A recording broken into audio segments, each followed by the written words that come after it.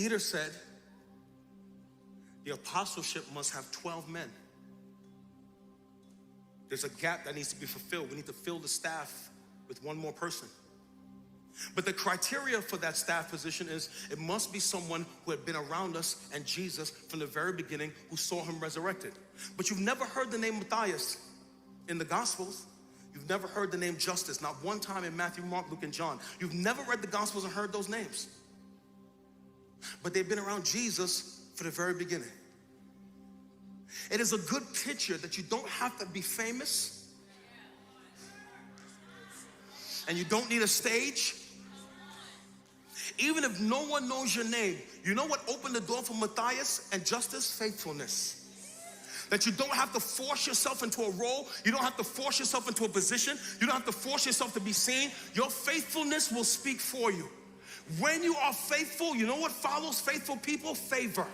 Favor follows faithful people. And when you are faithful, favor will open up doors. Favor will open up relationships. Favor will put you in places you had no business doing.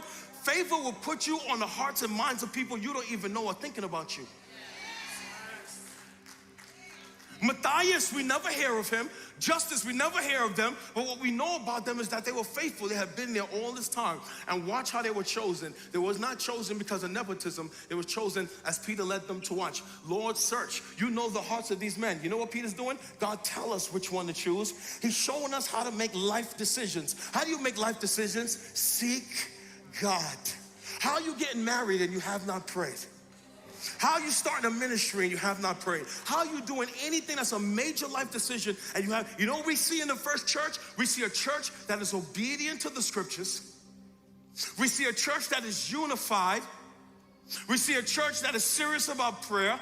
We see a church that is seeking God for decisions. We see the embryonic form of what we should be as the Christian church today. It's what we should be as the bride of Christ in America and what we should be as the bride of Christ around the entire world.